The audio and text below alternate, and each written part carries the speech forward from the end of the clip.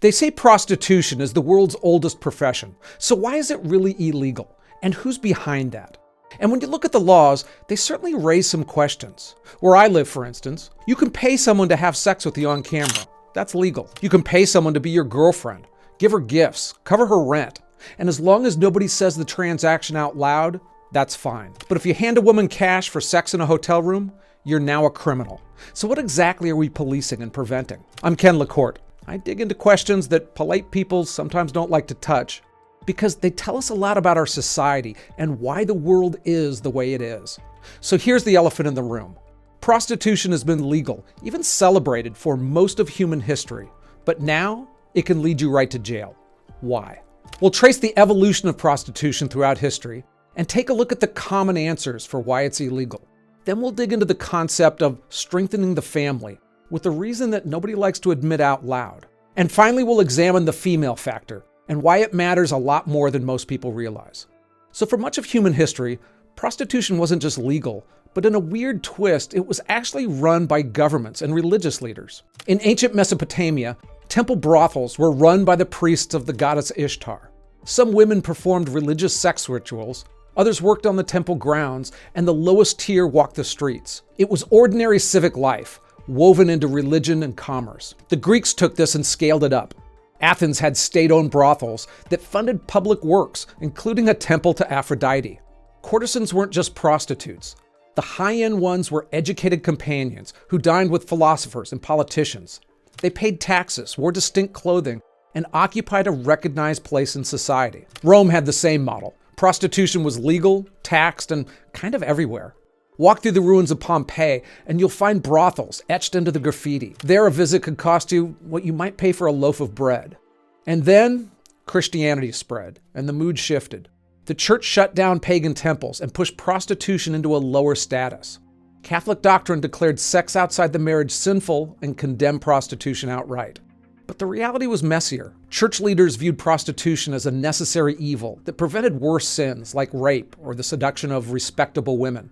St. Augustine put it bluntly, if you expel prostitution from society, you will unsettle everything on account of lusts. That uncomfortable tolerance lasted until the plague and the Protestant Reformation changed everything. The syphilis outbreak of 1494 turned prostitutes into scapegoats. Protestant reformers saw brothels as symbols of Catholic corruption and they pushed for purity. Catholic leaders? Feeling the pressure, they started advocating stricter morals themselves, and by the 1600s, prostitution was criminalized across most of Europe. The 19th century saw crackdowns worldwide. Prior to that, growing industrial cities often had red light districts, like New Orleans' Storyville or San Francisco's Barbary Coast, before reformers shut them down. Today, it's a bit of a patchwork, but in most of the world, it's still largely banned. A few countries have legalized it outright, while others treat it as a serious crime. And in general, laws tend to be a little stricter in Asia and Africa and very strict in the Middle East. So that's a quick history, but it doesn't really get into the whys. But before that, a little aside. Years back, I had an office in a newsroom where I had a bank of televisions across the wall. And it was the first time that I could clearly visualize media bias in action. Because when you have just one source or point of view for news, it's super hard to see how they're spinning things. That's why I use and really dig today's sponsor, Ground News. I check it every day for an overview of the day's news, but more importantly, to see not just who's covering what, but who's ignoring what. It shows you how stories are covered across the political spectrum in one place. It also gives their take on the outlet's political point of view. It explains who funds it and more. They have a feature called Blind Spot where they literally show stories that are being ignored by one political side or the other. Like how the right is ignoring this story about how the head of the Eisenhower Library resigned after pressure from the Trump administration, where only 8% of the coverage is from the right. Or Harvard hiring a drag performer, whose name I'm not going to repeat, and only 5% of the coverage is from the left. Because if we stick in our media bubbles, we often think we know what's going on when we don't. Ground News is the best tool I've found to fight that. I use the Vantage plan, and if you want to give it a try, you can get 40% off with my link in the description. ground.news/elephants, or scan the QR code here. Okay, so back to prostitution. Let's take a look at the most common answers we hear for it being outlawed. The most popular argument is that we're protecting women from exploitation. Progressive era reformers, they worried about white slavery, gangs abducting innocent girls into brothels. And the modern version is similar, with the DOJ prosecuting hundreds of trafficking cases each year. And to be clear, these cases have real victims. Women in poverty, runaways, homeless teens, pressured by people or circumstances to turn to prostitution. Opponents of legalization argue that normalizing the sex trade would create more demand, that traffickers could hide victims in the legal system with false documents and threats. But here's the thing. Voluntary sex work gets lumped together with forced trafficking, and the state justifies arresting women supposedly for their own good. And the women who actually get arrested the most? They're not the high-end escorts, they're the poorer ones. Okay, so public health has been another rationale for centuries. Like the syphilis outbreaks I mentioned. In the 1800s, Britain's Contagious Diseases Acts forced suspected prostitutes to submit to invasive medical examinations. During World War I, the US detained thousands of women near American military bases under the American Plan. Okay, so then there's what I call the nuisance factor. When prostitution is visible, residents complain. Cars circling blocks, johns and prostitutes loitering in neighborhoods, and this is why poor people get arrested more than wealthy ones. I mean, if you quietly meet someone and go to a hotel room, few people even notice. But when you're doing your business in a car or someplace more visible, people want you gone. Okay, so these are the reasons we hear the most, but they don't fully explain why prostitution is criminalized almost everywhere, while other risky jobs aren't. I mean, coal mining kills worker at a rate twice the average person. And it's a hard way to live your life. But it's called honest work. We allow people to sell their blood, rent their wombs as surrogates, and work in all sorts of dangerous jobs that wreck their bodies and their health. If safety were the real concern, legalization with regulation would also work better than pushing everything underground. I mean, if health were the priority, you can look at Nevada's legalized brothels, that they essentially prove that testing and condoms can drop the STD rates to almost zero. So the common answers are real, but they're not the whole story. And much of that story comes down to strengthening the family unit. Throughout history, even more so than today, we've seen a strong correlation between religion and outlawing prostitution. But why? Now, for believers, the case is simple. Prostitution violates God's design for sex and marriage. It's sinful, it's wrong. But religion also serves a social function beyond theology. Churches have always been enforcers of family cohesion. They marry couples, baptize children, and create community around the nuclear family. Whether you see religious teachings as a divine command or social engineering, the effect is the same: stronger families. And stronger families truly benefit everyone. Countries with more nuclear families do better across all metrics. They have lower crime and higher income. Children from nuclear families have higher levels of education. Parents are more engaged in their communities, and they want to improve them for their kids. They volunteer more, they vote more. Subgroups with higher marriage rates and more nuclear families succeed more on nearly every metric you can measure. For instance, children from married parent homes in the United States, they're about 5 times less likely to live in poverty than kids from single parent homes. On one level, it's basic math. You can earn more with 2 parents. And it's well beyond that, though, because as every parent knows, raising kids takes a lot of resources beyond money, like time and emotional energy. And all of that is easier with 2 people. And these correlations, they hold up across race, religion, income level. Strong families create strong communities, and that's why governments promote marriage. Sometimes it's basic tax breaks or extra financial protections for married people, like letting a surviving spouse get Social Security or other retirement benefits. Governments even offer breaks for other things that encourage families, like buying a home, child tax credits, even subsidized education. And it's also why society celebrates weddings with public vows and a big party. Saying those vows in front of everyone, it puts pressure on people to follow through. For most of our history, and even for a lot of people now, there's an element of shame and embarrassment if your marriage falls apart.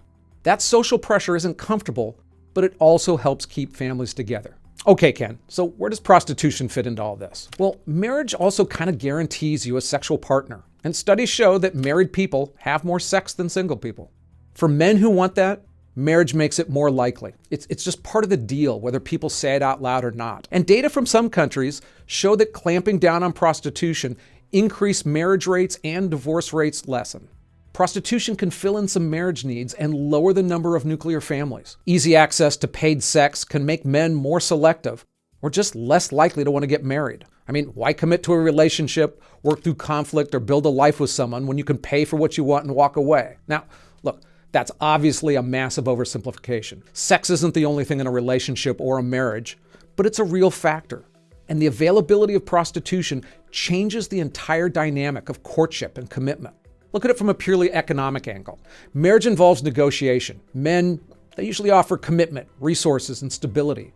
Women, they offer companionship, partnership, and sex. And when one side of that equation becomes easy to buy, the bargaining power shifts. If sex is available on demand for the price of a dinner or a few $100, its value in a relationship diminishes. This isn't just theory. I mean, we've seen what happens when sexual access becomes easier outside of marriage.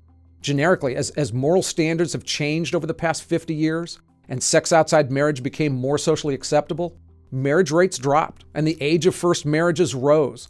Legalized prostitution would push that dynamic even further. So church doctrine and state interest align perfectly. Both want the family preserved. Religious leaders see prostitution as sin and preach against it from the pulpits, and government sees strong families as the foundation of a stable, prosperous society. But in democracies, laws need votes. I mean, religious leaders can preach and governments can do their tax breaks, but neither can ban prostitution without political support. You need organized pressure that goes beyond sermons and statistics, and that support comes most strongly from women. Now, let's look a little deeper at the female factor overall in outlawing prostitution. And hey, as a reminder, if I make a substantive mistake here, yell at me in the comments and I'll address it in the description box below. I also have a link to my script and my research notes. Okay, so polling data shows females are much less likely than men to support legalized prostitution. The gap runs about 10 to 20 percentage points, depending on the country and depending on the survey. Men more often take the libertarian point of view, talking about freedom of choice and consenting adults. Women, they more often describe prostitution as exploitation. The pattern holds across most of the world and across age groups and education levels. Women consistently oppose legalizing prostitution more than men do. In the instances where women weren't around that much, the prostitution trade boomed. Take a look at the California gold rush of 1849. In some camps, the ratio of men to women was 50-1. That scarcity made prostitution not only common, but openly so. Brothels and dance halls, they were major moneymakers, and the women who migrated there found they could earn quite a bit. Everyone looked the other way until civilization encroached. And that civilization was carried forward especially with women. The Purity Crusade of the late 1800s and the early 1900s was powered by women's groups, especially after they got the right to vote. Those groups provided the political muscle that the church doctrine alone couldn't deliver.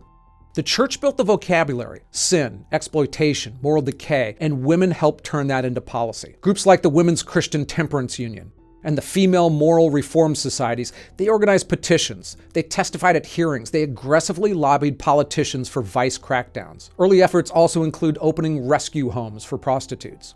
The Mann Act, which made it a federal crime to transport a woman for prostitution, passed in 1910, again with the support from a coalition of religious leaders and women's groups. And beneath the moral language and the broader concerns were more practical ones as well. I mean, women didn't want their husbands bringing home disease, and they didn't want their family money spent on brothels. That dynamic hasn't changed, although among feminists today, there's deep disagreement about prostitution. Anti-prostitution feminists see it as essentially sexual slavery. They argue that no woman can truly consent to prostitution when you consider the broader inequalities in power and resources. They often push the Nordic model, which arrests buyers and treats sellers as victims who need rescue. Sex-positive feminists argue the opposite. To them, prostitution is labor. Sex workers deserve the same rights as any other workers, with safety and legal protections. And groups like Amnesty International agree, and they endorse full legalization worldwide. It's a serious debate, and both sides claim to speak for women's interests, but both sides can't be right. Still, only one side is really winning. The anti-prostitution view dominates policy across almost all of the world. The sex-positive feminists have academic support and some high-profile advocates, but they still don't have the votes or the political power that comes from that. But without women's influence, prostitution laws would look very different. You'd absolutely see more legal brothels and decriminalization. You'd see politicians willing to touch the issue without fear of a backlash. Instead, prostitution is illegal almost everywhere. It's not a conspiracy or a behind-the-scenes power grab. It's governments responding to what their citizens, especially women, want their society to look like. So from prostitution to pretty much every other type of crime, when you look at criminal justice statistics, one number jumps out like crazy. Asians don't commit much crime. I went through it in this video here. Now, I'm mainly talking about East Asians, both there and in the United States and other countries where they've emigrated. And it's not just a stereotype. And the numbers themselves, they're eye-popping, especially because they blow up the universal belief that poverty equals crime. Something else is going on, and it's worth examining.